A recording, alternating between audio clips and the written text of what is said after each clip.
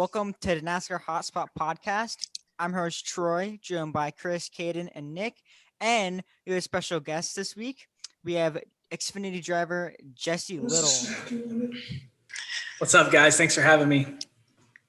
Yeah, thanks for coming on. Absolutely, I appreciate it. You had the right time. I'm out here just chilling on the West Coast, enjoying our time in between Vegas and Phoenix. So I'm glad to do it. What time is it over there? It's about a little after 5. Holy, what a time okay. difference. It's 8 o'clock now. So Yeah. I love that. Yeah, West Coast time's nice when you come from North Carolina. It makes it a lot easier. Oh yeah, we're all East Coast time, so we definitely would love to understand that time change real quick. A little bit more daylight, it seems like. Weather must be a lot nicer too. Oh yeah. I'm up in Washington visiting some family, and so it's cold and it's snowy, but that's what we like. So I'm getting a little last bit of winter that I can before we head back to Charlotte, and it's 65 and sunny all week. So. Yeah, for sure. So a lot of your career has been building up, growing up, kind of racing for your dad and your family and all. Would you say he's the biggest impact in your racing career so far to this date? Yeah, that's a good question. I like answering those because it's from the surface it would seem obvious, but it's fun talking about it because there's a lot of behind the scenes advice that he gives me that kind of helps. It helps answer that question even more.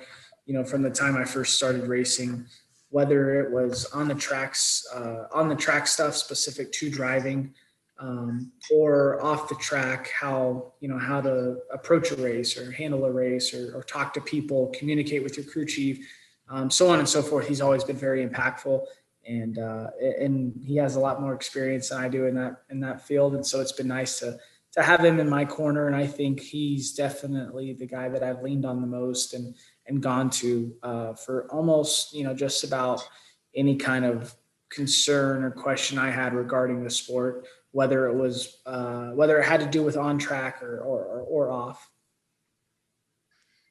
Yeah, that was another one I heard you mention it quickly about insight and all that. Would you say that, or does he still give you a lot of advice and all this and that, whether critiquing your racing after a race, talking to him, stuff like that? He's very good, and he's been very good at kind of giving myself the flexibility of having the freedom and the wherewithal of learning on my own. Our conversations pretty much lie nowadays to discussing basically all the things off the racetrack. So there's very little instances where we'll talk about a restart or a pit stop. Those are few and far between. A lot of the time, our discussions and conversations are about the dynamic of the team, or talking to sponsors, or talking to the owner, navigating through certain aspects of the Xfinity Series as far as being a mid-pack team and stuff like that. So that's kind of where the majority of our conversations are now. Let's see. Does anyone else want to go yet, or you guys want me to keep going? Okay. I'll bounce it off since you're talking about your dad and everything that he's done in your career, and I'm wondering, since you've been to the track like pretty much your entire life, you've grown up around it. Was there a driver besides your dad that you kind of looked up to and followed growing up? Yeah, absolutely. For me, it was Tony Stewart. I really enjoyed his. I like to call it direction. Like, I enjoyed how he navigated his career on the track, off the track, with media, with people. I think he's a very good example of a driver that is very respected and very loved by both competitors and fans and people in the media industry. I think that's a very few people are like that. And I think he did it the right way, as far as being a very strong competitor, being a very strong personality, and then doing a good job with his with his sponsors and with his owners, and and performing well. And I enjoyed always that he was like kind of a full package, the total deal in my eyes. And, you know, you wanted to watch him. You wanted to see what he would say after he blew a tire. You wanted to hear what he would talk about after he got in a wreck. Like I always enjoyed how, you know, how I was drawn towards his persona. Yeah, that's pretty. I usually ask that whenever I get a chance to like to talk to a driver. I always ask that question because I'm always interested. Like sometimes in the family ties, but sometimes like growing up, you Mm-hmm. want to like root for like maybe a competitor or like someone else that you look up to. So that's pretty cool. Seems Yeah. like And for seems like a me, pretty cool guy.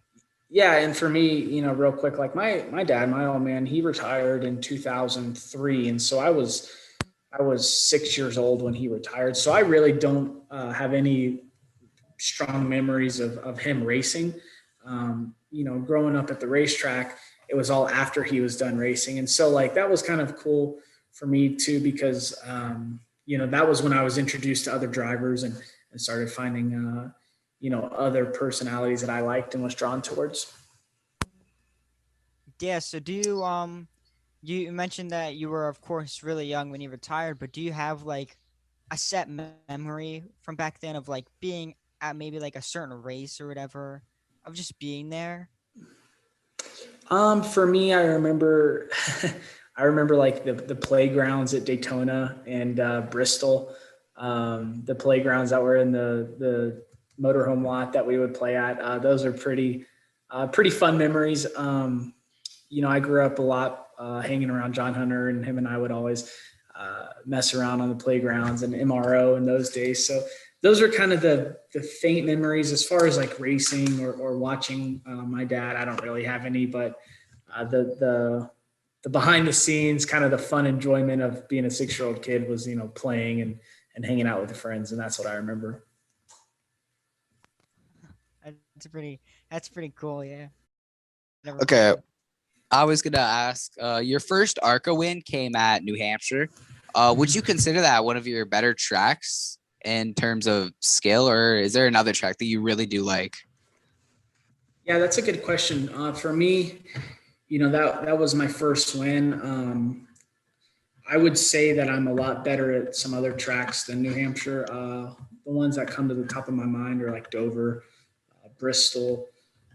I've always, for some reason, really found those to be kind of in my wheelhouse, and whether it's because they're concrete or higher banked, I don't know, but even going back to the K&N days and ARCA days, like I remember racing.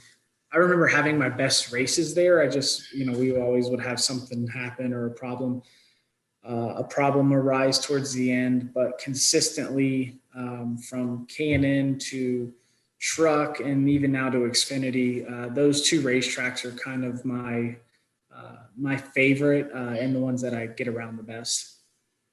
Yeah, I really do like those concrete mile shorter tracks. Those are really good tracks.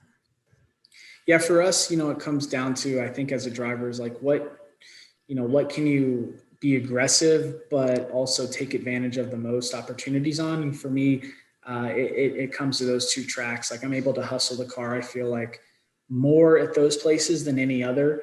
And that's, you know, that's a good feeling when I see that race on the schedule. Yeah. Kaden, you got anything else? Any other Oh, questions? I was just gonna ask you, how was your Vegas weekend overall? Like, how was it for you and your team?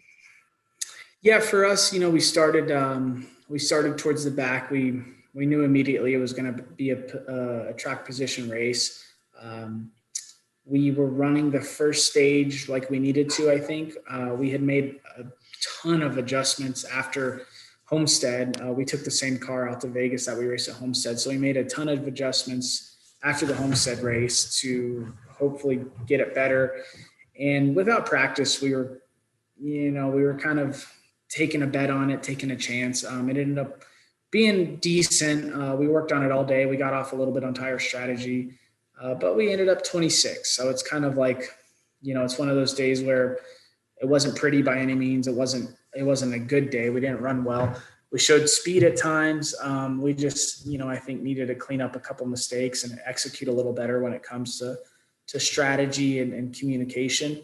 But the nice thing is those are easy fixes. Those are, things that can be discussed in the competition meetings and fixed accordingly. So I'm excited to go to Phoenix. I think, to finish off the West Coast swing off of a decent finish at Vegas is good.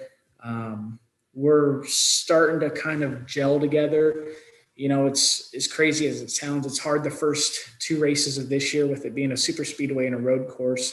There's no really direction that we get from those races because they are just survive. They're just go out there, make laps and finish. And so when we got to Homestead, that was kind of the first clear direction of, here's where we are. Here's how here's how the race plays out for us. Whether it's mistakes made or things that, we need to clean up. That's kind of the first clear indication of what you're going to see. And so that was good to have that. We saw where we were off. We saw where we needed to fix it. And then Vegas was a good direction. It showed us that we were going in the right direction. So now going to Phoenix, it's kind of like our 3rd in a row where, we're fixing what we need to.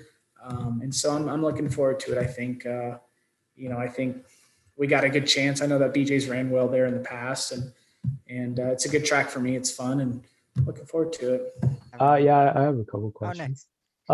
Yeah, so obviously we were talking about a few minutes ago, just growing up at the track, being around the track. I was wondering if there are any certain names that stuck out that maybe took you under your wing or influenced you in any way? At the track, not necessarily. I was so young. I quit going when I was, probably like 7 or 8. So I was away from that scene at a fairly early age compared to some other, second generation drivers who grew up there with their dad racing. I would say that, over the last 10 years, I've stayed in close contact with a couple of guys that are older than me that have been in the sport, Corey LaJoy and Brandon McReynolds. They've helped me out quite a bit in certain situations and they're there to kind of always provide some guidance if need be. And I look up to those guys in a lot of ways. I think we all get along well. We kind of know what, we all kind of grew up similar to one another as far as in the racing world and trying to be drivers and hustling. So we're all good buddies after the race. And I do look up to them quite a bit. Also, just one question sort of overall for this whole year. I know obviously every driver wants to compete for wins, top 5s, top 10s, but overall, what would you constitute as a good season this year? Yeah, that's a good question. I like talking about that one because I think it often gets overlooked for, people in our situations, mid-pack teams. I don't necessarily like the stigma around people like, saying, oh, if you're not going out there to win, what are you doing? I don't necessarily agree with that because, for me and BJ and the team he's built, right off the bat, the odds are stacked incredibly against us to win a race. And I think that's evident. I think it's not talked about enough, but it's very evident with people that pay attention to the sport. And so for me, I constitute a good day now with as competitive as the Xfinity Series is with a top 18. If we finish 18th or better, that is a good day. If it's a top 15, great day. Like we're beating people we shouldn't. And anything further than that is just even better. 18th to 20th is it's par. It's where we, could run if we hit all our marks and execute where we need to. And the top 25 is kind of a salvage day where, if everything goes wrong, but we're able to finish, that's where we should be. So, I'm glad you brought that up because for me, it's kind of, we're playing a different game than the guys at the top of the Xfinity Series. And I think it's known. I just like talking about it more because, there's nothing wrong with it. We're running our race, they're running theirs. But for me, a top 20 day is good. A top 15 is great. And that's kind of how I approach each weekend. That's how I go into the races. That's how I think during the race, as far as where we are position wise. and kind of adjust from there. All right, thank you, Chris. I think you had one or two more. Yeah, I got a couple more. One of the big things I usually notice is, and you've mentioned about running, mid-pack and guys overlooking mid-pack teams and all that. Is there times where, I don't want to say you get frustrated with that or something like that, but are there times where you just get certain questions or hear certain things about people talking about mid-pack teams where you're like, come on, we're doing the best we can, like stuff like that? Yeah, that's a good question. And I think right now for the Xfinity Series, it's a pretty popular one, being with like the comments Noah made a couple weeks ago. It brings up that debate again. For me, I like to look at it as kind of what I just said, as far as, it's a different game that we're playing compared to the top guys. And I, as a driver, I understand that. I race those guys differently because I know, I shouldn't be racing them, to be honest, as far as car wise, horsepower wise. And at a lot of these tracks, the driver ability is diluted as far as how important we can be. And so, I just try to be smart. I try to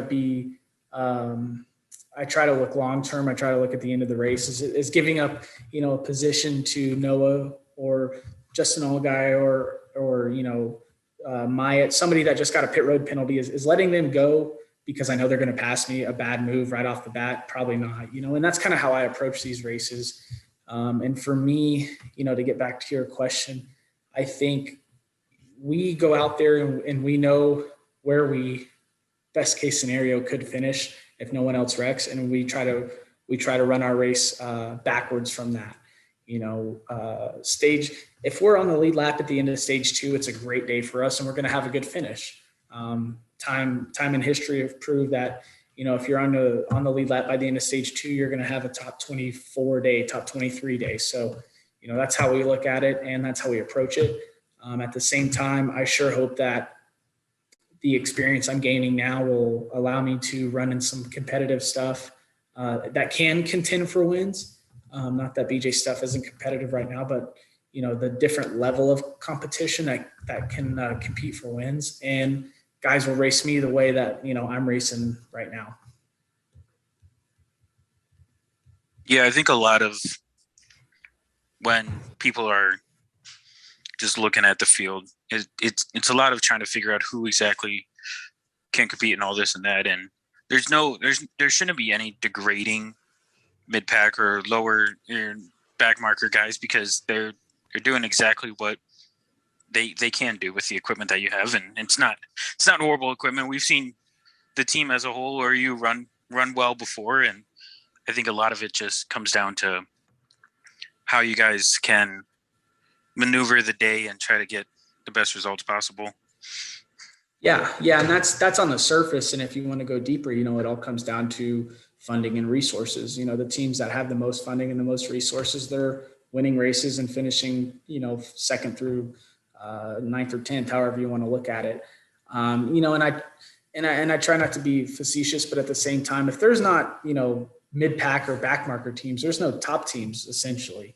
If you want to look at it that way. And so it's I can see where the debate lies. I try to approach it from a, logical and understanding aspect of, I know those guys know that their cars are, more capable than ours. And a lot of times, they deserve kind of the, not right away, but they deserve to be raced like they're championship contending teams. And that's how I look at it.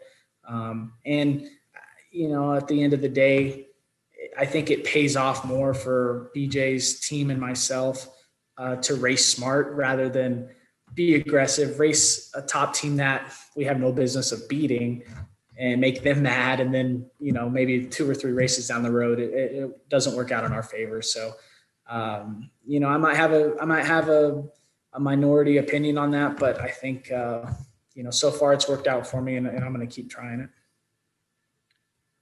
Yeah, I think that's more, you say minority, but I think that's more right way to look at it, but a lot of people don't understand that, especially in today's society that we live in with how wonderful social media is.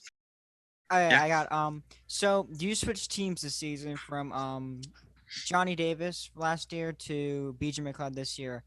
What's the biggest difference you've seen? What's the biggest takeaway from the change? Yeah, that's a great question. I think, it's fun because both teams are very, very similar in a lot of ways. For me, the biggest challenge has been right off the bat. The first 4 races last year, we had practice and qualifying, and it was all pre-COVID. And so I was immediately able to build a lot better chemistry and have a lot more time with my team at the racetrack. I have a lot more time adjusting the race car during practice. And so my crew chief and I, last year, Brian Berry, we were able to kind of build a dialogue a lot quicker than what I've found this year with my crew chief, Adam Brooks. It's, we're having to work a lot harder at the shop to be sure we're going to the racetrack as prepared as possible because we know we're not getting practice. And the first couple of races are crucial just to, learn what my vocabulary is like, learn what his adjustment, notebook looks like, what he likes to do to fix the cars. And so that's kind of been the biggest challenge. At the shop, the two teams operate very similar. It's a great atmosphere. It's a great culture. They got very good people working there. And Johnny as an owner and BJ as an owner, I don't know who would be any better in those positions. They're both fantastic guys. And I have a tremendous amount of respect for both.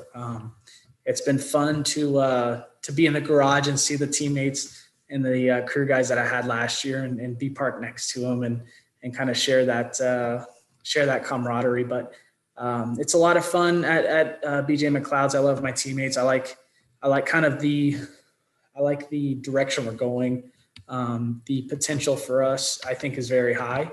And I sure hope that we can, turn it into something that a lot of people maybe not have thought it could be a year ago. You mentioned a lot. Oh, sorry. Go ahead, Troy. Oh, you can go. Okay. So you mentioned potential and what you guys looking for in the future. What's one short-term goal that you'd say you have, and what's one long-term goal? Yeah, short-term goal, I think, for us is we need to knock out some top 15s on mile and a halves. I think the speed is there. We just really need to execute on adjustments in specific, race strategy. I think if we can do that, it's going to immediately elevate us to the point that we know we have the capabilities to get to. Long-term goal, I believe, without a doubt, is top 20 owner and driver points. For myself and BJ, I think would be a great goal. Already right off the bat, there's 5 teams in the Xfinity Series that are more competitive than when I was in it last year. So it immediately raised the bar more. I think that's also the case for all the national series, Truck, Xfinity, and Cup. It just seems like this year there are so many competitive teams that everyone has to be on their A game. And so for us, long-term goal, top 20 owner driver would be a great accomplishment. And I think it would speak volumes for kind of how serious, BJ and his wife, Jessica, are with their Xfinity team. Yeah, that definitely sounds like a set it, or maybe not set in stone, but a very achievable goals to have for basically just guys that don't get all the spotlight. I know, Troy, you're about to say something. I was about to just comment, but I noticed that I completely forgot about this. But you made some Cup starts a couple years ago in the Cup Series. How, I knew you weren't in that great of equipment, but how was the atmosphere? I've heard people that shift, no matter the equipment, shift into Cup for even a race is just it's a huge difference in the competition and everything.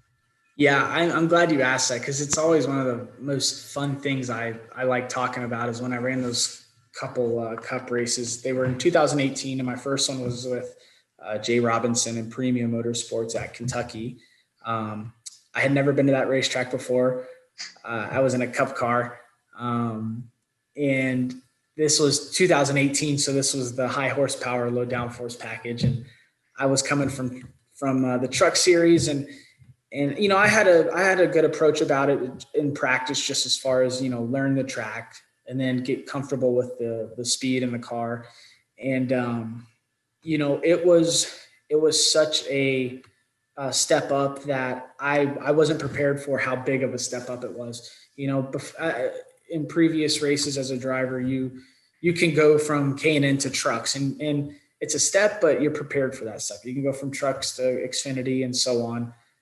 But getting to that level, I remember just how absolutely good every one of those drivers were, and how smart the entire garage was as a whole. Like, I remember looking down pit road and seeing the guys working on the cars. And, you know, for instance, even on my car, Peter Suspenza, he's been a crew chief for 40 years in the Cup Series. And, you know, here he is working on my stuff. And so it was really cool to see just how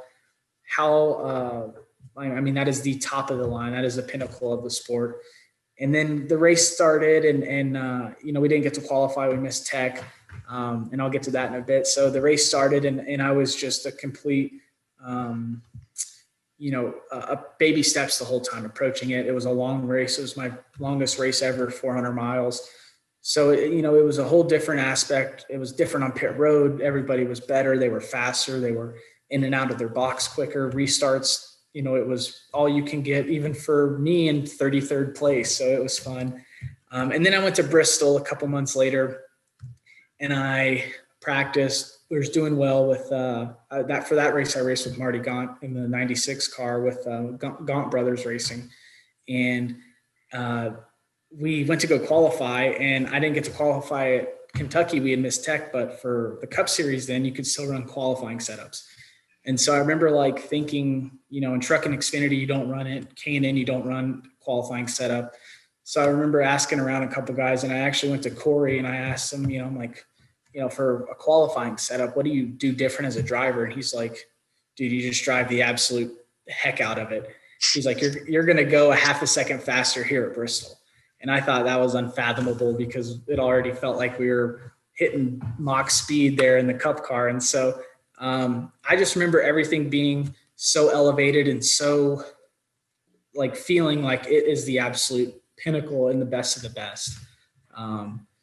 You know, everything was just faster. The guys were better. They reacted faster. They changed lanes quicker. They changed lanes more precise. So it was a lot of fun, and it pretty much did everything to reassure me that that's what I want to do with my career. Awesome. Yeah, you don't hear a lot of the younger guys, because you still are on the younger side of the sport. You don't always get that raw reaction from them, because maybe not all of them know how to handle the jump, but just kind of get that raw emotion and reaction out of it. Yeah, it was fun. You know, you have everything, even from like the driver introductions, walking out in front of 80,000 people at Bristol. It's just like, oh my gosh, you know, here we are. This is it. So no, it absolutely was everything I've ever hoped as a kid it would be. That's great. Let's see. Do you guys have anything else from? Oh, well, I know we did this with Lassard and it ended up pretty well. I was just wondering if you had any like funny stories or maybe odd moments that you could share with us. At the racetrack or away? Doesn't matter. I'll give you guys the most recent one. So I rent a room from Cole Custer. He's my roommate back in Charlotte, and I just found out today, actually, you know, we've taken up golfing.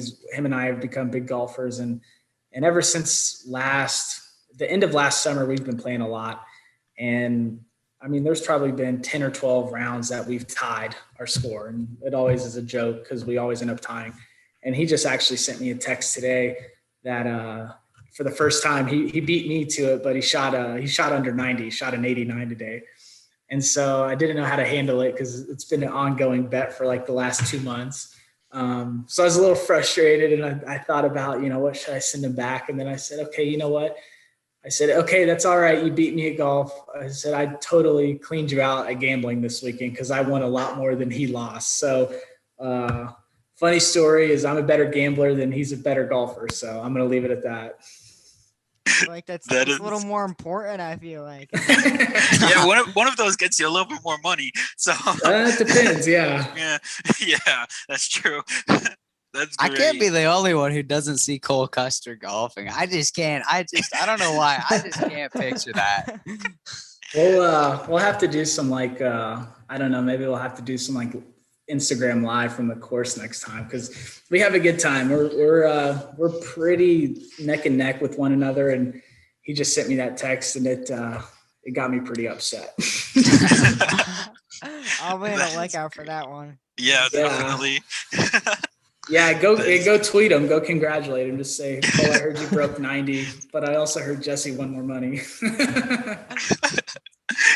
That is great, honestly. Shoot, I don't know. Well, do you have any? Well, since we got the great off-track story, do you have any interesting at the track or garage stories that really kind of just stand out more? Probably nothing out of the ordinary. It's been tough the last, year and a half with not having a lot of people there. It's been unfortunate kind of for me because all the way up until last year, I was only ever part-time and in the National Series and did a handful of races. And last year I went full-time Xfinity racing with Johnny Davis. And I was really looking forward to being at the track for, 2-3 days at a time and kind of getting immersed in the culture and being there with all the fans. And unfortunately, I only got to do that for the first 4 races. And then of course, everything changed. But, for me, I think fun stories at the track are just catching up with guys, talking to your good buddies and the best ones are when they have a good day and you have a good day too. And you can kind of reminisce and, you raced each other hard and left it all out there. So. Yeah. And then I know you mentioned John Hunter earlier and mentioning buddies and other guys you like at the track. Is there any guys you enjoy racing more than the rest out there, or does that not really stand out much? Yeah, that's a good question. I think, for me in the Xfinity Series, Josh Williams and myself, we have from the drop of the green flag last year at Daytona, we've always seemed to run into one another on the track, not literally, but just around each other position wise.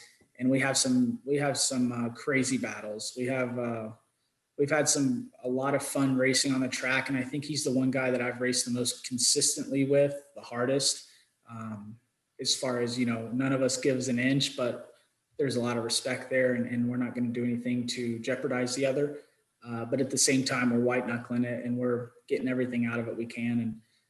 And I enjoy that a lot. And I look forward to it when I get to see that I'm restarting around the 92. That's awesome. It's always good to have someone around that you just like, all right, this is going to be fun, but it's going to be right up on the wheel. Yeah. I'd like to think, he has the same opinion as far as we make each other work for it. That's for sure. Hell yeah. Let's see. Does that, Nick, Troy? Yeah, Troy, he got one? I have one. Okay. I don't know if anybody else has anything. Nick, you want to go? No. You can go ahead. I don't have anything else. Okay. So, I've been keeping this one for like a couple minutes now. So your first K&N win was at New Hampshire, and it was a crazy finish where the top 2 wrecked each other out. What was like your mindset, like the final laps and like everything that went on there? Yeah, that was a fun day for me. We had a really fast car. We qualified second to Ben Rhodes, and we raced up front all day. We raced like top 3, I think, almost all day. And all day being a short little 100-mile K&N race, but back then it felt like all day.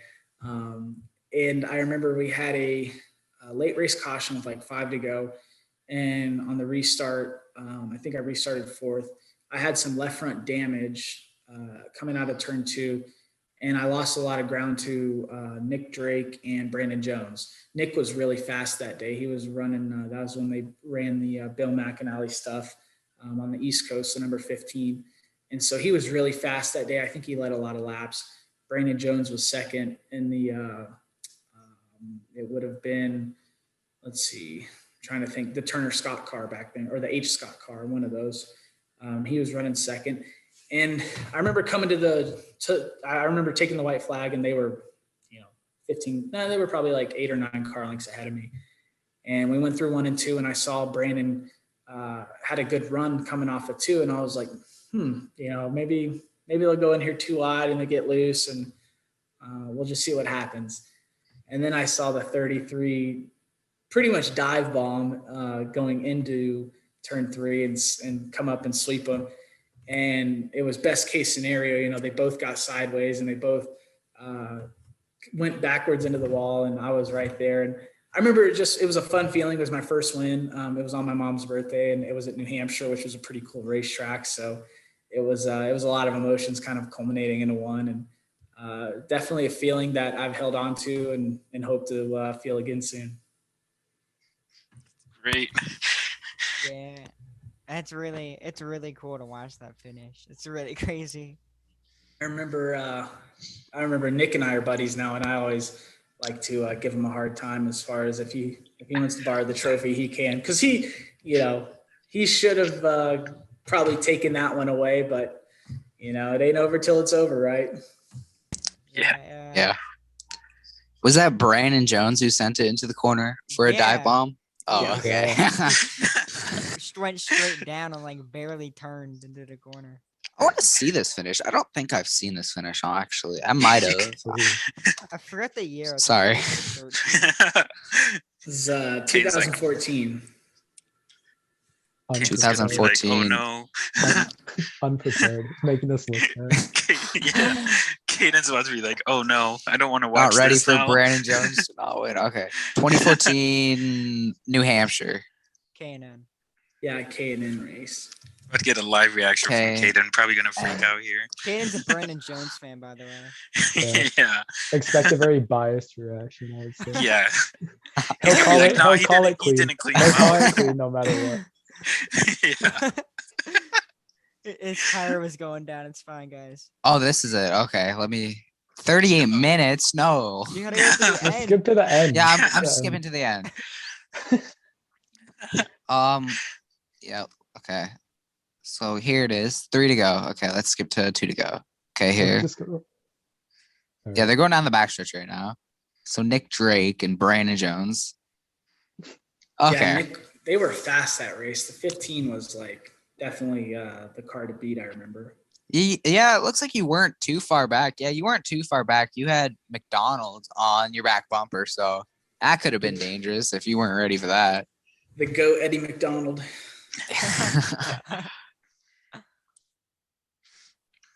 Oh god, here we go. They're heading into 3 and 4. Are they Oh my god, he just absolutely sent it and took him out. And then here comes the GOAT at 4. I just want to know what your reaction was. Oh, that would have been so priceless. Oh man, I was like, it was one of those where you think in the back of your mind, like, oh, well, maybe they'll wreck. And then you see it happen. You're like, oh, I called it. Actually happened. No way. Oh, Yeah. And you just, you just hit your marks. And I think I actually remember I was so happy. I was shaking the car coming to the checkered. yeah, you were. And then we went to go do a burnout, and I didn't really know how. And I remember I didn't want to mess up the engine. We had a race at the next weekend. So I was like, I'm just going to do a baby burnout and take it to victory lane. So it was a fun day. Yeah, you would have been what? 16, 17 years old? Yeah, 16. Yeah. Something 14, like that. Yeah, I was I think I had just turned 17, yeah. Oh yeah. So that's one of those pure just young emotional, just yes, this is awesome.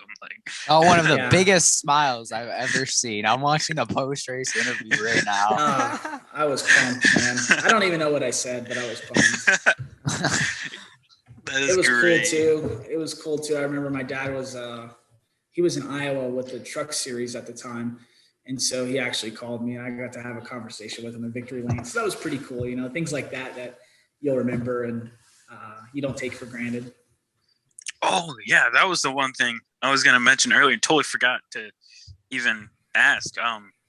A lot of you or a lot of trucks or other series growing or coming through the ranks was racing for your dad and racing for your family. How was all of that? Yeah, that was a lot of fun. I think those were definitely the years that I was able to hone in on my personality and kind of how I wanted to be looked at as a driver. My uncle Jason Little owned the team, and we had two guys working for us for the majority of the time, and then myself in the summer when I wasn't at school. And it definitely taught me everything everything that I am able to know now. I learned from those 5-6 years of working on the truck stuff, and the appreciation I've gained for the crew guys and the work that goes in, and then just taking care of the car. I think I've always looked at it as I know how much more work we're able to get done when we're not fixing this stuff every weekend. Even if we don't wreck, but you hit a fender, tear a nose, you're still spending a lot of time fixing it rather than making it better. And I think I'm able to carry that into my team this year with BJ and even last year with Johnny. It was a lot of fun. It was a lot of hard work, but it paid off a lot. And I think the crew chief I had at the time, Matt Noyce, he's Derek Krause's crew chief now. In the truck series, we really hit it off well and made the most of what we had. Went to a couple of races in 2018, and I think we had a race-winning car. I just didn't have the experience. I lacked the on-track experience to make it work. But looking back, those are the things that make it so rewarding. Is even though we worked 70 hours a week getting ready for Dover, we went there and passed Johnny Sauter for the lead. So a lot of stuff like that. Looking back is it makes it worth it for sure. Yeah, that Dover race, it kind of stands out for me whenever I think of you. I remember watching that Dover race, and you're like top 5 all day, and you're like, they were talking about you on the broadcast like the most of the time, and it was like, wow, look at Jesse Little in the top 5. He's battling all these guys, and I remember that. And then I had a pit road penalty. Yeah, and I remember the heartbreak and everything at the end there. I'm like, no, that's it was a lot of fun racing there with them. We grew a lot in a short amount of time. When we first started doing it in 2016, it was a valiant effort, but it wasn't like we were going to the races feeling very confident in ourselves. And then by the end of 2018, just 2 years later, we were going to the races expecting to run top 10 and hoping to run top 5 and have a shot for a win. So that was really cool. Really, really special, especially the way we did it with 2 trucks and working out of a little tiny shop. So it was a lot of fun, and definitely, I think, the biggest help in my career so far. Just about all hit the A marks. lot of these. Yeah. We got quite a good amount there. That was fun. It's always fun. Yeah, gotta get you on awesome. again. Yeah, it's always fun having Definitely. Jerry. Definitely, we'll do it. For sure. Let's see. What was I gonna? Oh, is there anywhere on social media where everyone can find you? Is there any particular username or just your name? Yeah, for me, it's easy on basically everything. It's just Jesse Little 97, Twitter, Instagram, Facebook, Snapchat, whatever, LinkedIn. I have it all. Gotta hit all the boxes. Yeah. So, shoot. Well, it's been great having you on here, and thank you again for coming on. And hopefully we can see you doing well on the track and getting up there and maybe racing with some of those top guys. That's right. Yep. That's the goal. That's what we're hoping for. So I appreciate you guys. Thank you. Yeah. Good luck at Phoenix, and good luck. Good luck. Might have to get you on after Dover because that's one of your better tracks, you said. Yeah, let's do it. Maybe we'll be able to have a see. celebration podcast. That'd be awesome. I'll be the first to shoot you a DM when you win. There you go. There you go. Also, COVID depending, but we might be at Watkins Glen to co-cheer you on. It Awesome. depends on the situation, but Yeah. Yeah. Troy won't, because Troy won't. Okay. He's gonna be at Nashville. He'll be at Nashville. Yeah. So. yeah, I don't even want to go to Nashville. Okay. you have time. All right, but yeah, we'll figure it out. thank you again. Yeah, thank you. Yeah. Thank you for coming on. Thank you This for was coming fun. on. Thank you for Absolutely. coming Really on, man. appreciate it. Yep. Thank you guys. We'll do it again soon. Yeah. Sure. Take care. You too. You too. That was good. fun. That was good. That was fun. good. That was really That was good. fun. That was really good. I don't even know That what was- flavor this is. I can't tell. It's McDonald's. It's so artificial. Probably Sprite. think- You don't even realize it. It's not Sprite. Oh, it's a chocolate milkshake. Okay, I thought it was an Oreo. Jesus. All right, so I'll take rumors and news. There has been a lot really since it's the season is kind of getting going. Everyone's kind of getting used to everything. But NASCAR this past week did release more info on the historic Bristol dirt races going to take place in less than a month now. We're getting down to it's like 20 days, I think. And they announced things about the heat races. The heat races to set the it's not just gonna be like where you finish is gonna decide where you're starting. It's gonna be between it's gonna be a combination of course where you finish and like some kind of like points format from that. So like if you gain a position on track, then it's 1 point. And if you lose it, then like you don't lose any points. But like pretty much the more passes you make in the heat race, the farther up you'll start in the actual main event on Sunday. And the lineups for the heat will be done by draw, and there'll be no choose cone for the main race or the heats, I'm guessing either. And one of the bigger things is there's gonna be no live pit stops. That was kind of like something big. One of the bigger questions, like how are pit stops gonna be done and everything, but it's gonna be done like under caution, under stage cautions, and all of that, where it's gonna be easiest for all teams. So green flag pit stops aren't a complete mess. That makes sense, or that else it. we'd have an absolute interesting situations happening. Yeah. I'm not a fan of the no green flag pit stops, but I mean I see why it has to happen. So I mean, can't really complain. We're racing on dirt.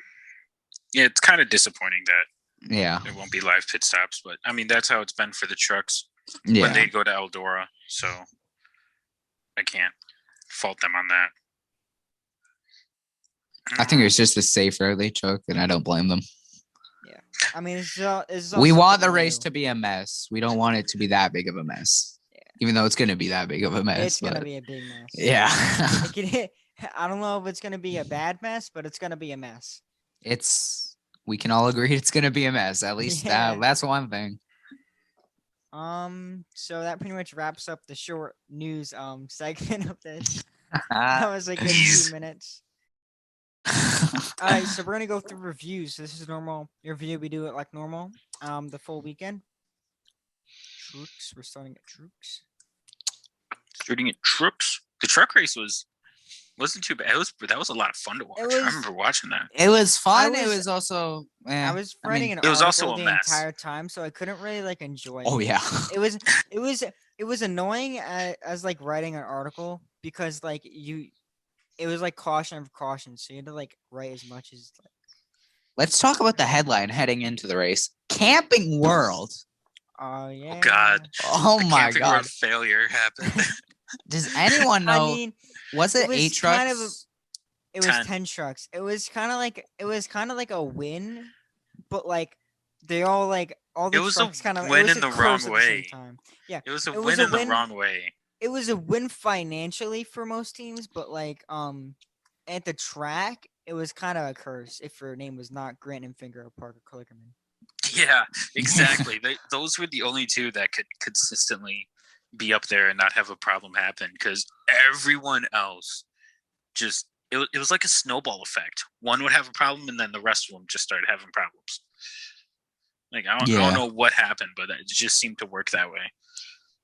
Yeah, I mean, it wasn't a bad race overall. I say it was it was about your typical Vegas truck race. It was a typical truck race, yeah. Yeah, but it wasn't the truck race I think many people expected. I think many people wrote off Kyle Busch's name as an easy win, even though I would say he didn't have the dominant truck for long. Didn't he win a stage? Yes, stage 2. Yes, he won stage 2. Yeah, John Hunter won stage 1. So yeah.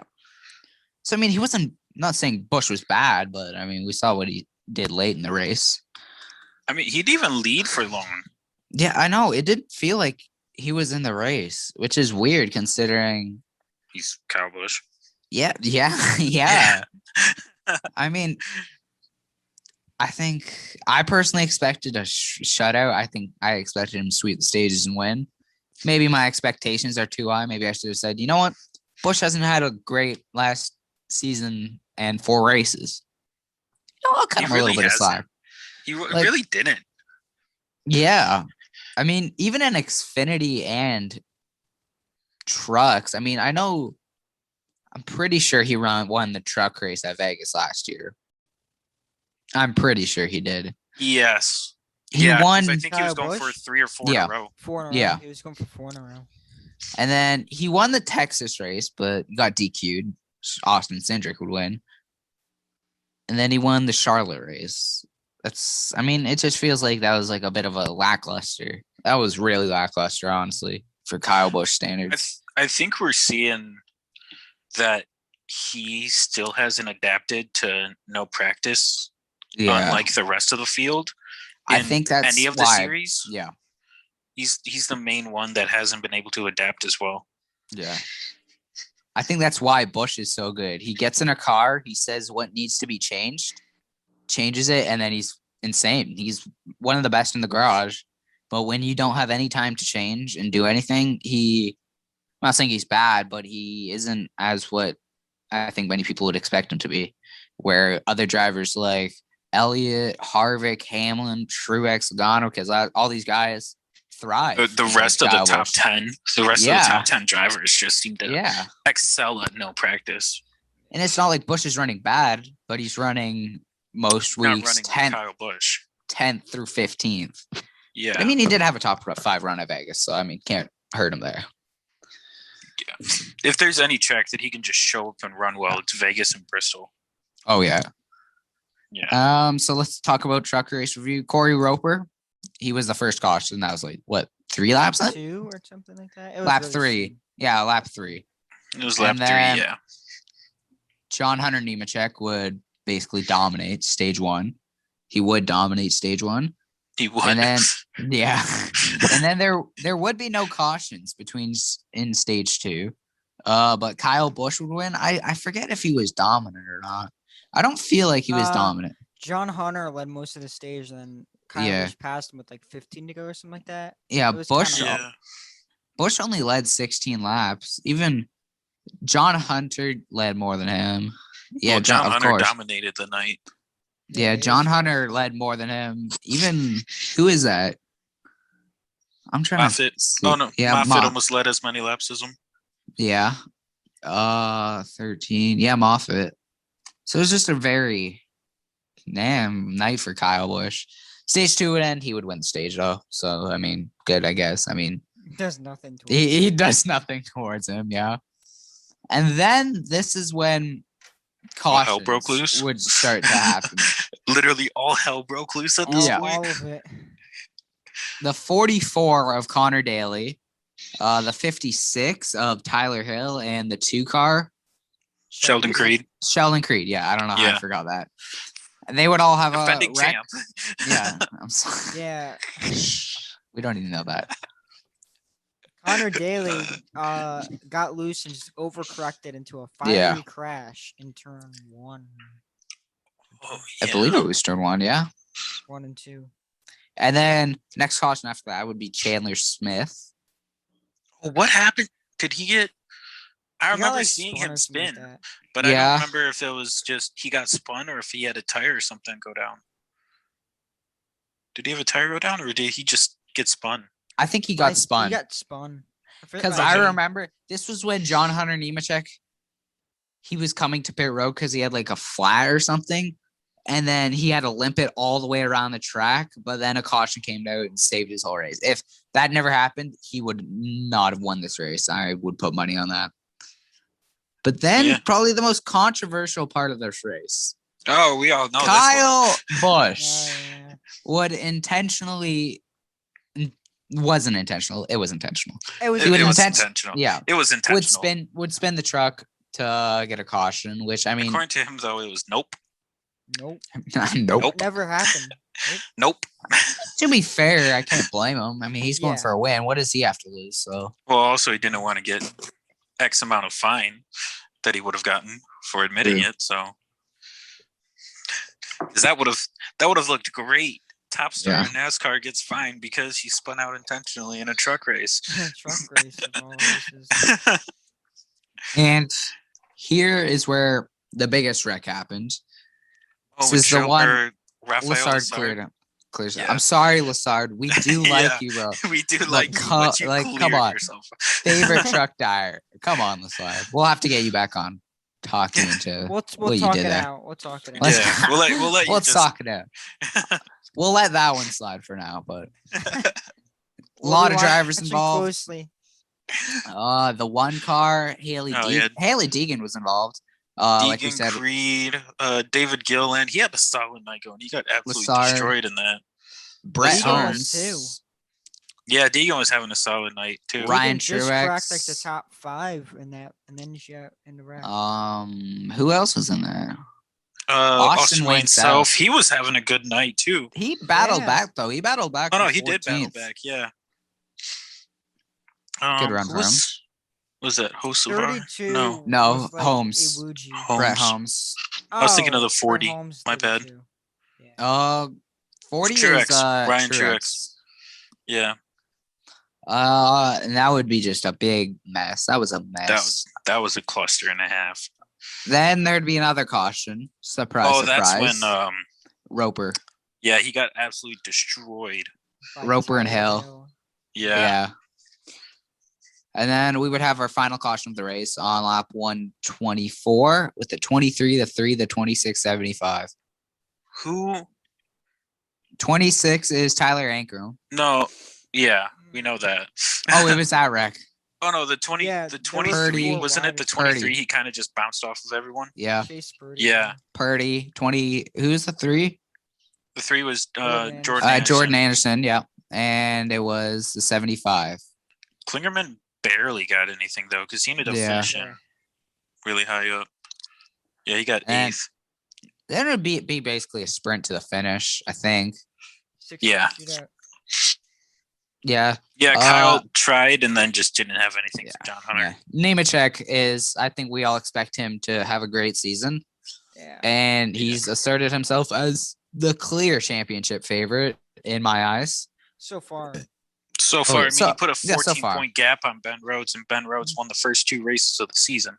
Yeah, that's John Hunter also won stages and stuff like that in the first. Yeah, he's won stages in every race. I'm pretty sure. Did he win a stage in Daytona? No, I think no. I think it was Lessard. It was Lessard and Creed. I think. No, Lessard won. Lessard and we just said that. Oh, I thought you said Sauter and Creed. Oh. God no! I don't think anyone can stand Sauter enough to even mention him. Points: Nemechek first, Rhodes, Creed, Crafton, Chandler Smith is 5th. Yeah, I was going through your points today. I'm like, how is it far up? He's done like nothing this season. Stuart Friesen 6th, good run so far. Infinger 7th, Gilliland 8th. No, John Hunter did win stage 2 at Daytona, so he has won a stage in every race so far. Yeah.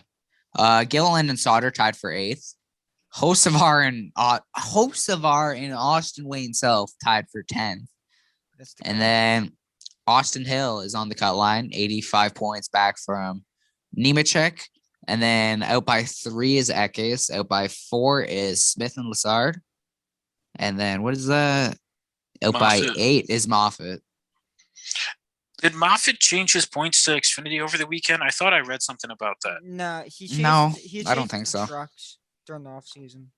Well, yeah, I know I know it was originally supposed to be Xfinity and flipped it to trucks. I thought I read something that he might have switched to Xfinity again, but No, nonetheless, never did. I didn't hear anything about that. I thought I said something on Twitter, but I guess I was just seeing things.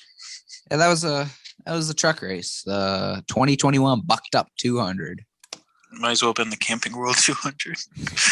Yeah, exactly. Pretty much. That's pretty much what it was. It was just a huge ad for Camping World. Yeah.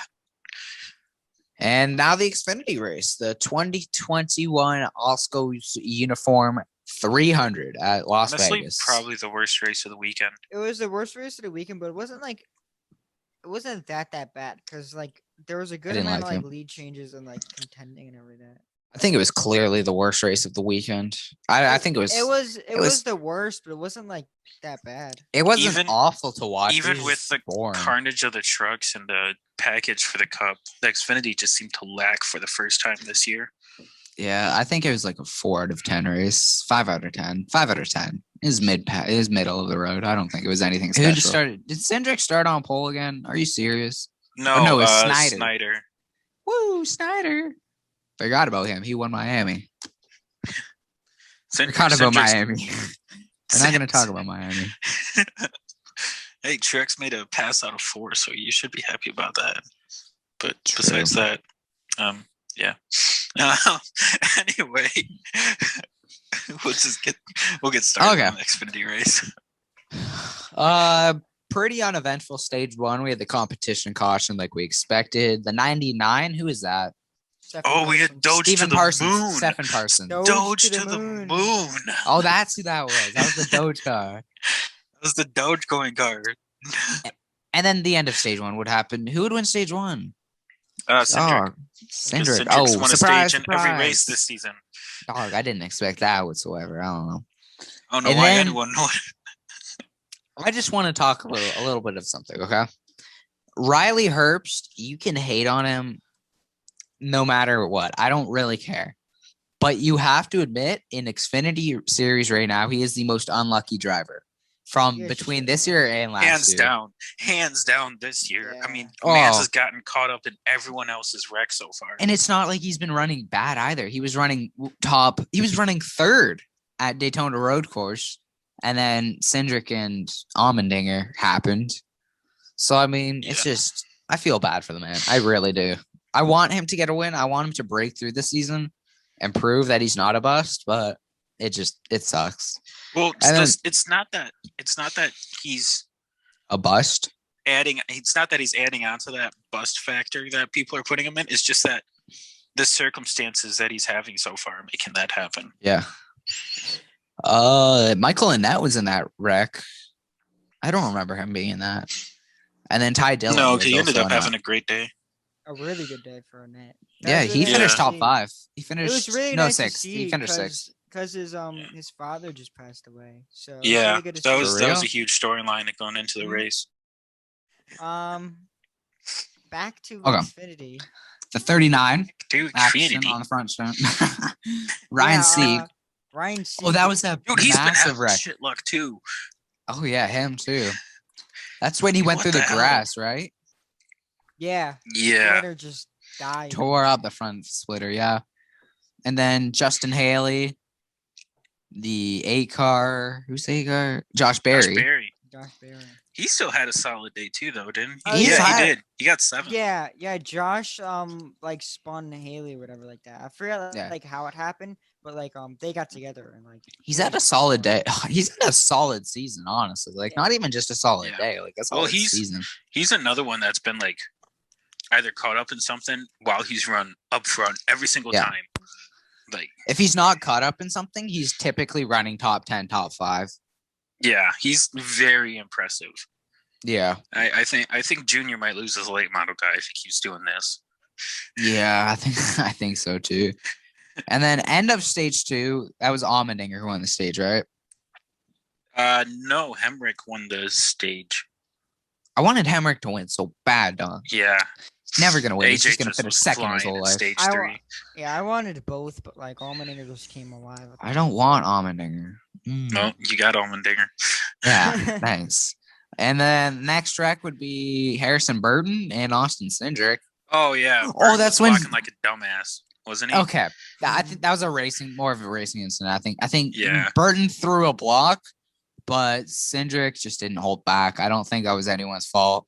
I think that was just That was a bit of both of them, just kind of racing I think hard. Cindric was racing aggressively, but Burton was also blocking aggressively. So I mean, who would have thought the 22 turned the 20 going into turn 1 at a track? Oh, anyway. Hey, Dylan, man's been disappointing. He wrecked again. He wrecked twice. I called it before Daytona. I like you, bro. I do. I really do. No, You're LeBay making was it in hard that to wreck. like him, though. LeBay was in that wreck, bro. Moffitt was in that wreck. 17. Who's? I can't wait to get his thoughts later. Oh my god. Who's the 17, bro? The 17 was a Rick Ware car. Garrett Smithley. Oh yeah, that talentless hack. 13 and Garrett David Smithley's not allowed in the podcast now. Great. No, I don't David think so. Starr. Who's David Starr? I haven't heard of him since Miami. Yeah, I haven't heard his name. Holy, a lot of drivers led this race. Yeah. Well, there's Hemrick, a lot of Cindric, Brandon It wasn't Jones. a lot of leaders. It was a lot of lead changes. I count off the top of my head. Hemrick, Cindric, Brandon Jones, Allgaier, Allmendinger, Haley, and Dylan. 7 leaders, but like 20 lead changes. Of lead changes. Yeah. See, it wasn't a bad race. It just had nothing really super exciting. I think that's what we're getting out of it. There was like 20 lead changes between like both races last year or last Vegas, and we beat them by like the halfway point yesterday. So AJ Allmendinger would pretty much cruise to a win. Hemrick really didn't have anything for him, I felt. And he would get his first win of 2021, and I think he's got more to come. I think most people can agree on that. Hemrick second. The second place curse continues. Brandon Jones third. Quiet, good day. He's underrated this season, I think. Cindric, another good expected day. Noah Gragson. Side note on Cindric, in the first 4 races, he's finished in 4 different positions in the top 5. Why doesn't he finish second? No, he hasn't finished 3rd yet. He'll do that next week at Phoenix. Probably he's will. probably gonna win Phoenix. Oh yeah, that's true. He's probably gonna show up with Noah the same Gragson, car. Noah Gragson had a terrible car and he still finished 5th. So yeah, his car sucked, and like he took advantage. His pit crew is on top of it though. He gained like a lot of like 2 to 3 positions every single time. Yeah, Junior Motorsports was insane. They had Gregson 5th and Net 6th and Barry 7th. And then Allgaier just sucked the final round. I don't know what happened, but like his car was so. Oh, his car fell off a cliff. Mm-hmm. You're gonna hear about that later. And then points right now, Austin Cindric surprisingly leads. Hemrick second. Brandon Jones third. It's literally Cindric didn't win. I forgot. Haha, silly. Jeb Burton is 4th. 5th is Haley, 6th Allmendinger, 7th Snyder, 8th Burton, 9th Clemens, 10th Brown, and 11th Annette, 12th Gregson, last driver on the cut line, but he's tied on the cut line with Landon Castle. Wow. Graf Jr. 2 points out, Allgaier 2 points out, 3 points out, Barry 6 points out, Williams 7, John Martins. Yeah, Herb's sad that Barry isn't running the full season because if we could get a full season of him, that'd be great. He could actually put up some like a really solid season. Yeah. 8 points back from the cut line is Herbs. So I mean, that's just saying he hasn't had a tear. Yeah, wait. Yeah, I was looking at 10. No, my bad. 9. Yeah. I counted wrong. Good math. Okay. Whatever. You know I'm not good at math. Yeah, we know this. Okay. Time for the big bucks race, the best race of the season. Or not. Okay, no. Whoa, buddy. I might be hitting on something later. Okay, but the best race of the weekend, in my opinion. I think we can all agree on that. And it was a pretty great. The first stage was the best with this package I've seen since 2019 Kansas spring race. That first stage that Kansas race was so good. That first stage was great racing. Oh my God. I just exited out of Racing Reference. Oh my God. Didn't like that. I didn't want that to happen. Okay. Pennzoil 400. 400. Presented by J for Lube. Okay. So competition caution would happen pretty early on, lap 27 to lap 30. Then there would be a debris caution. I didn't actually see the debris. Did anyone see the debris? Nope. NASCAR was just bored. Phantom cautions are back, boys, except for the final stage. Anyway. End of stage 1. So there was really nothing happening throughout the second stage. Second stage was dry, but the first stage, oh my God, I would kill for that racing to be each week. Well, the second stage was mostly Larson and Keselowski. Yeah. Just going at it. Yeah. They were like really good finish. Larson was ahead of Keselowski for like it was under a second pretty much the whole stage, and then they got to green flag pit stops and Larson exited out by like 6 seconds. It was insane. And Chase almost won a stage 2. I don't care. Yeah. I mean, I think it was pass coming to the white for stage 2. Yeah, coming to the white. I think it was pretty safe to say that the Penske cars finally showed up for an entire race this year. Yeah. Except about damn time. Blaney was like 6th to 10th all racing kind of. Blaney was actually insane at the last run. Where did he finish? He finished 5th. Yeah. Oh, he beat Truex. You jokester. I didn't even see that happen. Him just blow by him. I know Truex was like 3rd, and then he fell to 6th. I mean, not that bad. But yeah, stage 1 would end. Who won stage 1? Was that Keselowski? Keselowski, yeah. Yeah, that was where Keselowski passed Elliott. Stage 2, nothing really happened. It was a pretty good stage, though, I'd say. Good strategy involved. Larson would win stage 2. And then Byron threw that away so hard. He was second to Larson, and then he was catching Larson, and then he stayed out for an extra 10 laps. I question why they would do that. They just threw it away, and then when it all cycled through, Larson with a 5-second lead.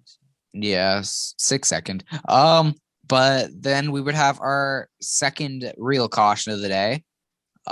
Chase Elliott, the defending series champ, he just lost talent off of 2. Yeah, he just got loose. He hit the wall. I don't know what he was doing. No, he just straight up just spun the thing. Yeah, he just spun the car. Loose. That was 100% his fault, I think. But it says Kurt Busch was involved. I don't remember Kurt Busch touching him. I think that might have been where his damage came from. Where Chase's damage came from. That would explain it. Yeah, that would explain it. And then God, this was a good race. Elliott and Almirola wrecked. God, woo. Then Eric Almirola would wreck. Doesn't deserve the 10. Doesn't deserve the 10. Time. How about Storehouse Racing as a whole? That entire disappointment. Race. That entire that's in my segment. Sucked. Harvick was nowhere to be seen. I mean, we can talk about it now. I don't really care. It's basically a long green flag run till the end. Kyle Larson though, he's back. Young Money has returned. Let me rephrase it. He's not back. He has returned. He's here, and he's here to stay. And dude, it's insane if you look at the points. He's right up there. Yeah, like non-playoff points. He's right there. Top 10. Let's see. Larson first. Good run. Great run for him. Keselowski second. Another great run. Another Keselowski kind of day. Kyle Busch third. Damn time he showed up. Slandering him in the truck race, but I mean, he showed up to play today at the end of this thing. Third place isn't bad. He was complaining hard over the radio. That's Kyle anytime Kyle complains about the car the entire race, you know he's going to finish like top 4. Yeah, so top 5. Yeah. Denny Hamlin fourth, another quiet day. Blaney fifth. He was probably, I'd say he was better than Logano. Logano was fine the first stage, but he fell off super hard in the second stage. I don't know what the hell happened to Logano. I remember he was running like 20th. Yeah. He was running like 20th at one point, I think. So Blaney had a good day. He needed a good day after being 24th in points. Truex 6th, another solid day.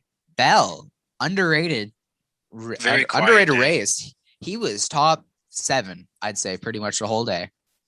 William Byron, 8th, 9th for Logano, showed up in the end. And Eric Jones, first top Eric 10 of the Jones, season. Wheelman. 10th, baby. Let's go. Love that for us. Stenhouse, 11th, underrated. Michael McDowell, 17th. I think we saw Michael McDowell come back to earth today. Yeah, he's back to McDowell kind of ways. I mean, to be fair, he didn't DNF, so he's not back to 100% McDowell days. It was bound to happen. Yeah.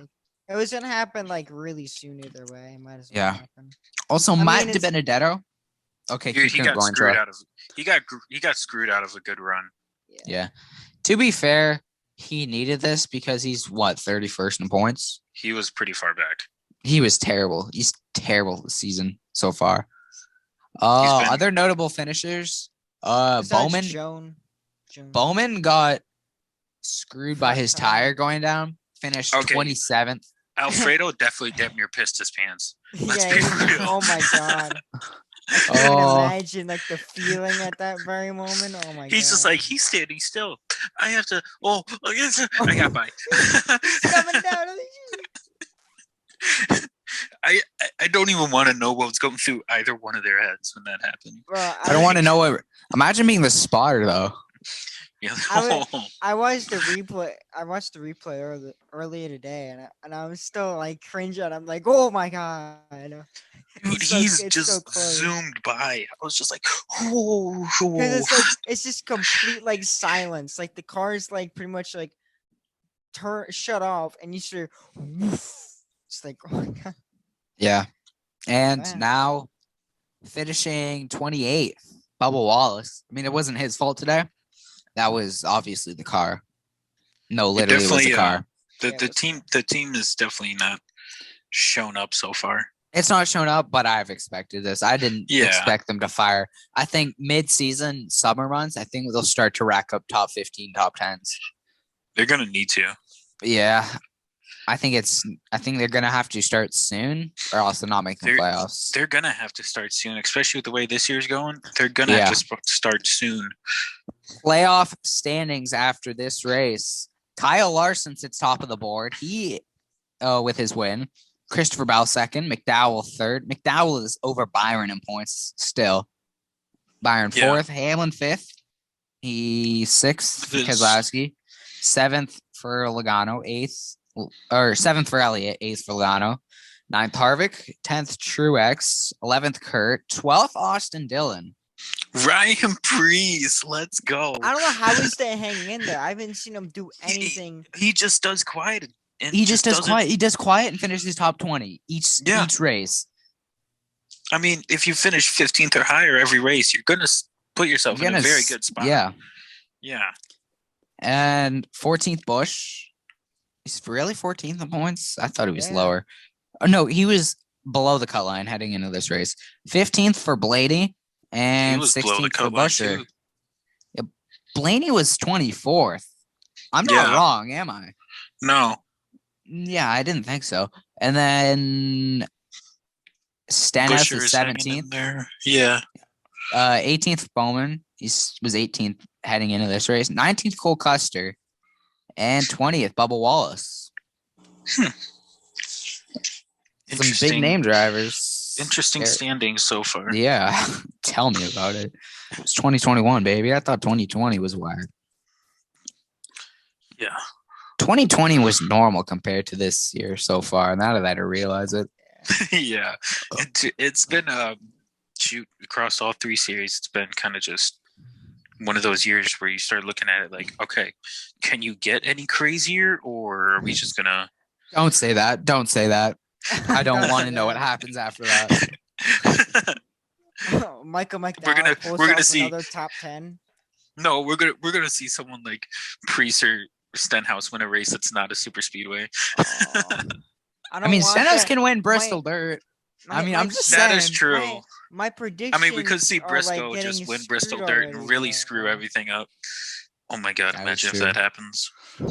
Wait, hang on. What if Briscoe does win Bristol Dirt? I have him winning Bristol Dirt. You better do it. I have Bell winning Bristol Dirt. He's gonna get 6 wins and a championship this season. Okay. Golly.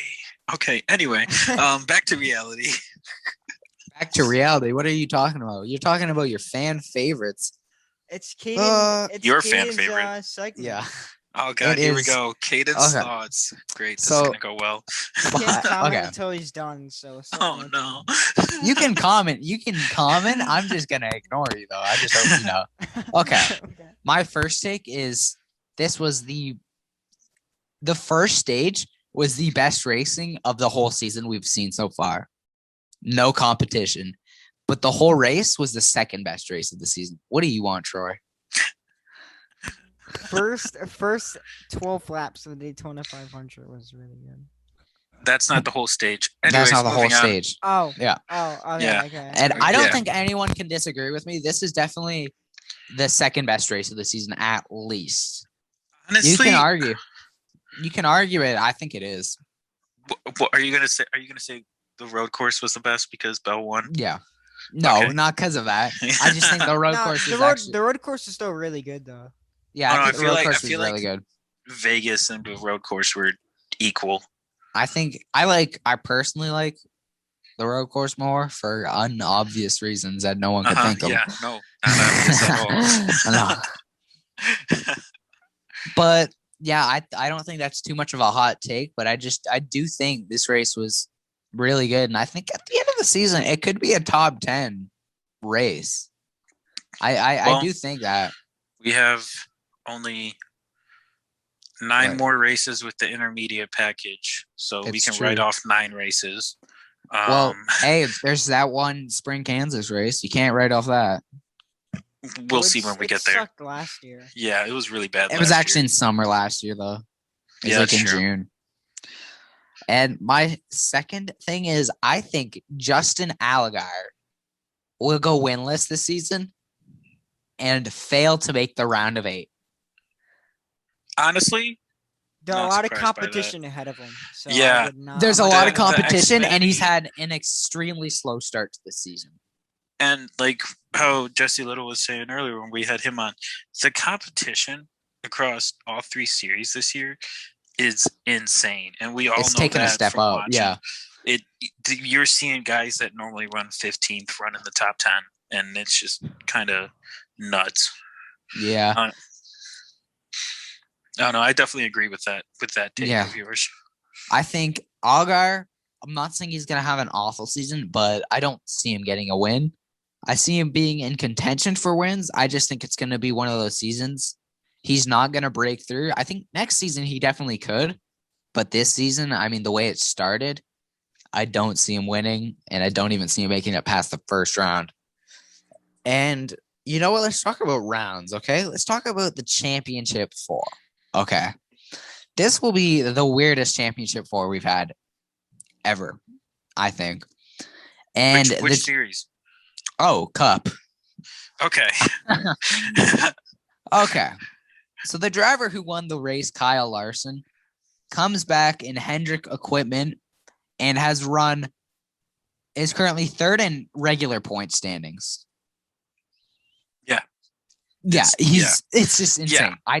I don't think you can disagree with me there. I think he makes that even includes Daytona, where what happened in the final stage. Yeah. In the road course, where if that didn't happen, we Yeah. could be looking at a different points order right now. yeah. Could even have Yeah. won the race. We don't know. Yeah, exactly. Yeah. Imagine if he Um, had 2 wins already this year.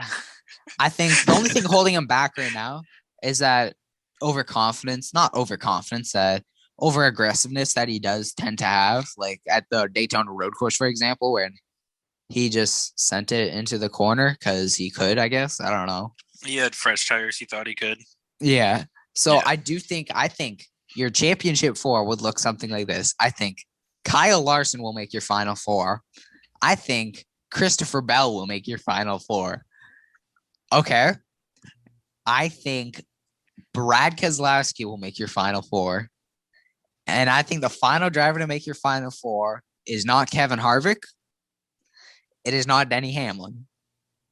And before you say it, it is not Martin Truex Jr. Okay. I can I breathe. think Anyway, okay. I think the next driver to make the Final Four this season. So let's recap that. Kyle Larson. Oh my God! Just say you can't wait this long, bro. It's Kurt Busch. I think Kurt Let's Busch makes the Final Four. Let's go! Let's go! Come on. Kurt's been on a I was mission. waiting for that. I was like, I'm gonna freak out and say Kurt Busch.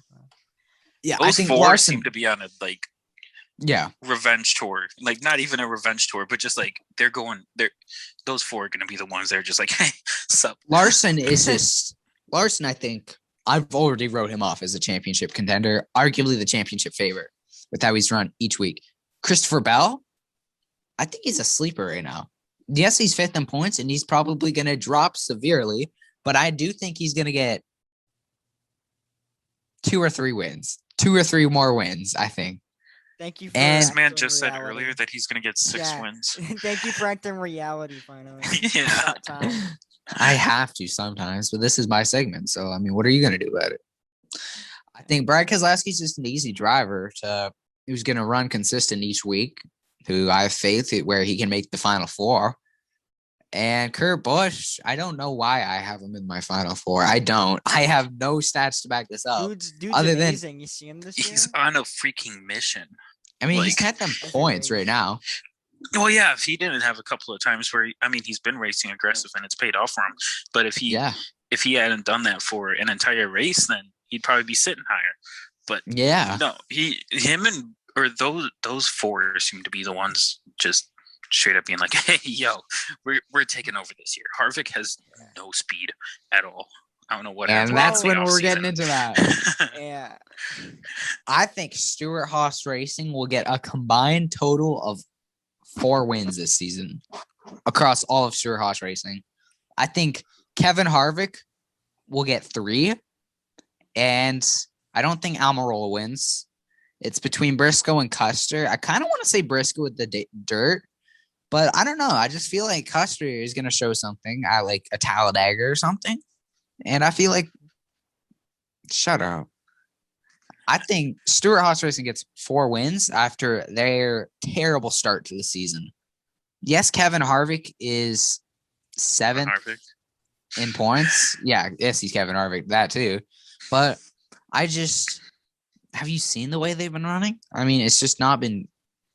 Well, he didn't show up. He didn't show up to Homestead. He didn't show up to Vegas at all. To where last year him and Hamlin dominated the mile and a half. Yeah. And I mean, Harvick isn't really typically, I haven't seen him that great at the spring race. So maybe this is just that one race that Harvick just really doesn't hit it. But it just felt like even though he's high up in points, he just hasn't done anything to excite anybody. I feel like if Harvick was going to have the season he had last year, he would have had a win by now. Yeah, I think I could see that. Yeah. I don't think he goes close to that this season. I thought originally he would, but I doubt it now. I don't. I just. I mean, did he finish? Did he finish a lap down at Homestead? No. Harvick? Yeah. No. I don't think so. Okay. I was gonna say he had a bad race there. Yeah. In the 2.5 miles, he hasn't run well, which really concerns me. But that's basically all my hot takes right now. Other random little takes. McDowell will continue to be McDowell and just drop to 30th in points. 22nd. Yeah, 22nd. I think Ryan Preece will actually stay top 16 in points for quite a while still.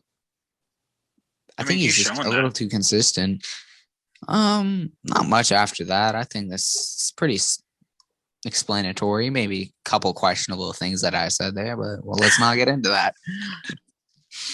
This is Caden's thoughts after all. So, we can only be his conscience somewhat. You can only be around me. You can't actually know what I think. If you knew what I thought, you wouldn't want to know. Yeah, I don't think we want to know what you thought. Yeah. All right, fantasy. I think fantasy's next. Fantasy, we do have fantasy, and we will. Oh, we've all got to take our drivers. We do have our takes. We will be doing a FaceTime throughout the week to get our drivers for the next round. So, looking at the points right now, I'm 1 point ahead of Nick. Nick is 1 point ahead of Troy, and Troy is 3 points ahead of Caden, who has been very poor I had with the his picks best so far. bracket too. That is You bothering did. me. Yeah. Guess what? You took a can't huge have them L again for until the him. playoffs. Any of them. The worst thing about it is if I chose a different driver for each race, I would have won. Yeah, Like I chose the wrong driver for each race. It sucks. you did. You Chose really did. Yeah, I chose Truex for Daytona Road Course. Finished what, 11th? Busher 12th. beat him, Yeah. and then he goes and You- runs third at Miami. That just annoyed me. And then you took Denny at Miami and he ran 11th. Yeah, should have taken him today. He finished fourth. See, no. So for Phoenix, Caden has Logano, his all-time favorite driver, next to Eric Almirola and Chase Elliott. Oh, and Kyle Larson. Oh, totally. I have Eric Jones, who I took the wrong week because he'll probably run like 20th next week now. Great. Nick has Suarez, who's ran pretty decent so far for the most part, I'd say. Where's And St. then- Points actually? He's outside the top 20. He's Yeah, like I want to say he's 24th. like 24th, 23rd. Yeah. And then Troy has Harvick, who has not shown up this season. I've And been he didn't show saving. up. I've been saving Harvick for Phoenix, bro. 9-time winner at Phoenix. Yeah, Nine-time but winner at we Phoenix, but said he that, sucked we in. said that entering last Yeah, year in the He finale. didn't show up in the season finale, but still, like 9-time Always an winner at excuse Phoenix. with you. Who does Nick Yeah. have? Nick has Suarez. That's what I just said. Oh, yeah. Okay. Yeah. Okay, please, then- God, just let me. Just let me win, please. If Troy can finish last and I can finish first, at least I can tie him or I am passing. No, I will tie him in points. You would tie him. Yeah. That's all I'm wishing. As long as I don't You- finish last this season, you- it's a success. You can't even get to second in points. I need Chris to finish last 2 times. I just know my bracket next week is going to be so awful. It's going to be terrible. I already know it. You know your luck's gonna be like, all right, I'm screwed. All my Cool. luck ran out. before we even got a quarter way into the season. Yeah, that's how it works typically. I think that's it for fantasy then. Thoughts we on the got? race overall? 8? I think it was a 9. No, 8. Nine's a little. Gotta- Not I'd say okay. 8, 8.5. 8.5. I think. It Yeah. was just the right mix of great close racing and good strategy. Yeah, we finally got to see like almost old school racing back to back weeks with Yeah. the final stages. It was great to watch. Oh yeah, and I mean, I can't lie. The fake package didn't want to make me die this week. Yeah, honestly, you were actually able to pass each other this week. Yeah, took a while to pass, but remember that one? It's like early in the stage where they were running 3 wide for the lead for like 3 laps straight. Oh my god. Oh, that was just lovely. Troy's like, I want to kill myself after watching that. It's not real racing. It was good racing. It's just painted. Yeah. And it's not like it's artificial. Shut up. Also, like Kurt had a hard time like on like everything because his car sucked. So It's Chip Ganassi. Do you expect any better? okay, no, I expect a lot from Kurt, but like Chastain is at Hard my water. expectations. Mance is like 27th in points. No, he's like 21st. Actually, I don't know why I said that. To be fair, he kind of crashed out of both Daytona and the Oval. Well, why would he do that? Just go straight. You got to slightly Eric, turn at Eric least. Jones. Chastain is That's- 22nd in points. Is that about it for like what we got to think cover? that's Wasn't it. Yeah, there- that's about it. outro time. Outro time. Deuces, once again- boys. No. Once again, we're gonna have to thank just a little for taking his time today and coming on with us and answering all of our questions and giving us a lot more insight on what's going on more mid-pack and Xfinity Series this year, which it helped us a lot. I learned a lot about his career, and I appreciate him for coming on. So that'll do for the podcast. Don't forget to check me out on Instagram, the NASCAR Hotspot, of course. Don't forget to subscribe, like, leave a review, comment, don't dislike. YouTube, Spotify, Apple Podcasts, and all that good stuff. And I can't wait to see what guests we have on next week. That'll do it. Yeah. Do we know who we're having on next week? Nope, not at all. We will figure that out throughout the week.